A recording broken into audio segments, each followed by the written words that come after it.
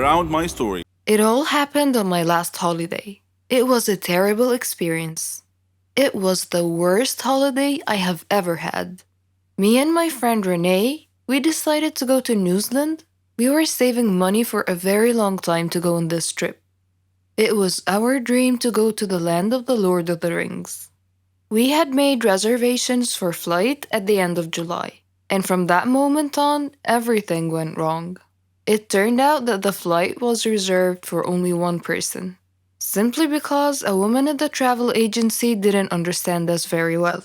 I managed to reserve a flight, but a different one, so we couldn't go together. But I thought that it was not a big deal. My friend flew a few hours after me. I was going first.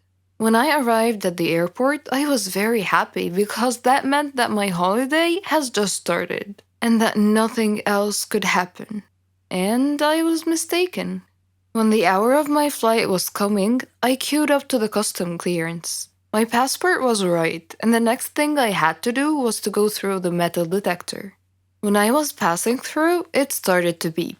I was so scared. I was taken aside immediately, and I felt like a thief. It was terrible. The custom officer had taken me to another room and she told me to undress. I tried to explain that I had a belly ring and maybe it was the cause of the beeping, but she didn't want to listen. I had to undress. They took my clothes somewhere else, and I was standing alone in the middle of the room.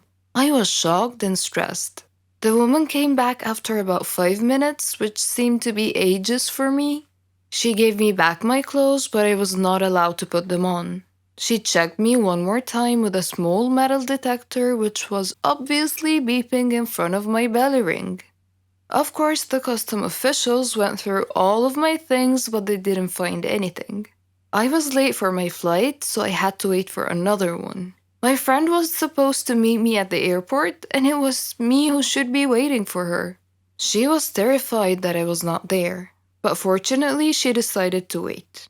After that horrible flight, we met at the airport and we went to our hostel. It turned out that we expected something different, but it was not that bad, and we were too tired to look for something else.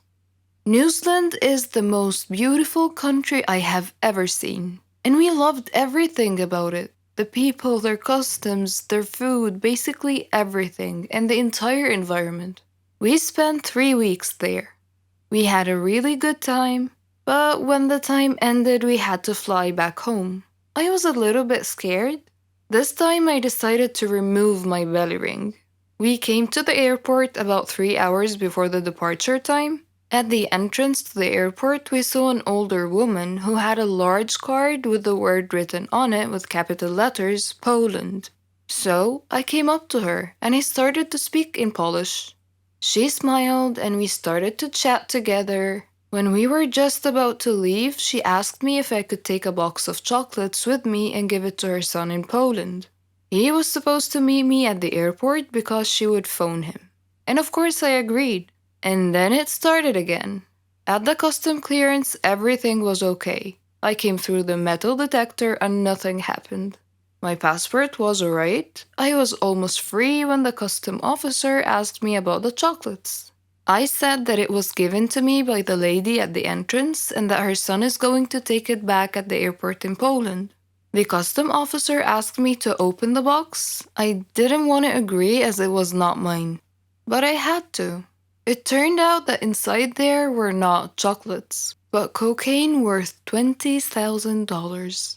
I was taken to jail. I spent 2 days there and then everything had been explained. I could come back home and the lady and her son were caught and also taken to jail. I don't have to explain why this was the worst holiday ever. Every one of us has a talent. It may be singing beautifully, drawing artistically, writing poetically. We're all different. Our special talents make us happy. We are all unique in our own way, living in a world full of peace, love, and happiness. But what if our talent became our bane? Well, my talent did become my bane. Let me tell you how. My name is Jenny, and I'm 16 years old. I lived in a quiet neighborhood with my parents and my little brother Matthew. I didn't have a lot of friends or hobbies. I was only interested in social media, but I always had a feeling that I had something unique, something that distinguished me from others. Turned out I was right. It all started on my grandmother's birthday. My family and I were traveling to her home to celebrate the occasion. The road was narrow and bumpy, with a rocky shoulder on one side and a river on the other. Dad was driving too fast, so obviously, Mom was a bit worried. Conversely, Matthew was excited. It was raining so hard that day that Dad feared the weather might get even worse, so he was driving faster than he should have to try to arrive at Grandma's house quickly.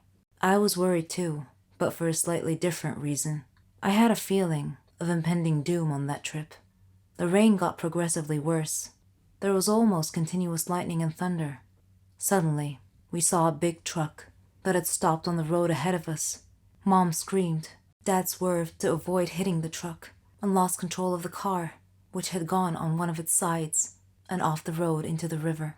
It was the most frightening situation I had ever experienced in my whole life. We went underwater, and I felt as if we were in an aquarium. Dad was unconscious, and his forehead was bleeding. Mom was struggling, and Matthew was paralyzed with fear, his eyes tightly shut. Then, my vision went dark. When I woke up, I found myself in a hospital bed, with a team of doctors around me. When I asked them about my family, the look on their faces told me that I was the sole survivor of that horrible accident. Several days had passed since the accident. I was having trouble sleeping. The doctors gave me some sleeping pills. They even tried hypnosis to help me sleep. Grandma came to visit me. She was very sad. She said I could come live with her. My whole life was turned upside down in an instant. A police officer at the hospital was kind enough to drive Grandma and I to her home. After he dropped us off, something strange happened. In a fraction of a second, I had a vision, a momentary premonition that something bad was going to happen to him. I saw him trying to catch a thief and suddenly crashing into another car. So I thanked him for the ride and told him to take care of himself, to be very careful. He smiled and said that he will. The very next day, as I was watching the news, I saw a report that that very same kind officer had died in a car crash, just like my premonition. Grandma was upset when I told her what had happened. I didn't tell her that I had foreseen his death because I knew that she wouldn't believe me. In fact, she might have even thought I was crazy. This strange turn of events happened again with one of our neighbors who visited us one day. She was a kind, lovely woman. I had a premonition that she would die in her kitchen due to a gas line explosion. I urged her to be careful with the cooking gas because it could be so dangerous, but she just laughed and said that she loved cooking and that there's nothing to fear. Grandma got a bit upset with me for making a big deal out of nothing. She said that I was just a little paranoid due to the accident, and that my imagination was getting way too overactive, and that I shouldn't try to scare people. Needless to